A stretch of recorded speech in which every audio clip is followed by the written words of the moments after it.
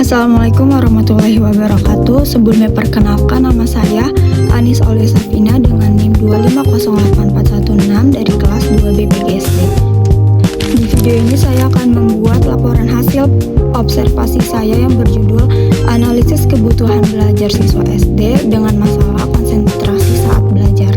Subjek dalam kasus ini adalah seorang anak yang berusia 11 tahun, kelas 5 SD. Ia tinggal bersama kedua orang tuanya dan ketiga saudaranya. Secara perkembangan sosial emosional, ia juga termasuk ke dalam anak yang mudah untuk bergaul dengan temannya. Ia juga cukup aktif dan percaya diri saat berinteraksi di lingkungan sekolah. Namun dalam situasi belajar, terkadang ia mengalami kesulitan untuk fokus belajar dengan waktu yang lama.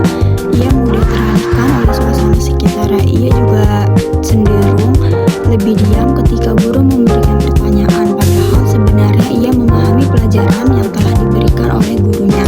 Berdasarkan teori perkembangan John Piaget, anak kelas 5 SD itu sudah ada pada tahap operasional konkret, yaitu di mana tahap anak sudah mulai berpikir secara logis terhadap hal-hal yang nyata.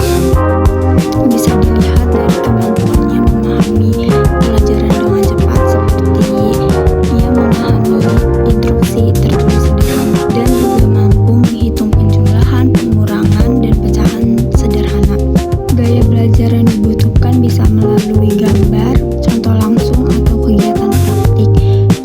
Ia juga lebih tertarik jika belajar dengan menggunakan metode berkelompok atau bisa menggunakan media pembelajaran yang lebih menarik dibandingkan hanya mendengarkan penjelasan guru terlalu lama.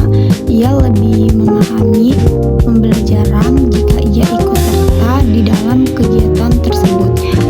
Hambatan yang paling terlihat dari siswa ini adalah fokus untuk belajar dengan waktu yang lama. Perhatian siswa ini mudah teralihkan oleh suasana sekitarnya, sehingga terkadang siswa ini mengganggu teman sekitarnya saat pembelajaran sedang berlangsung.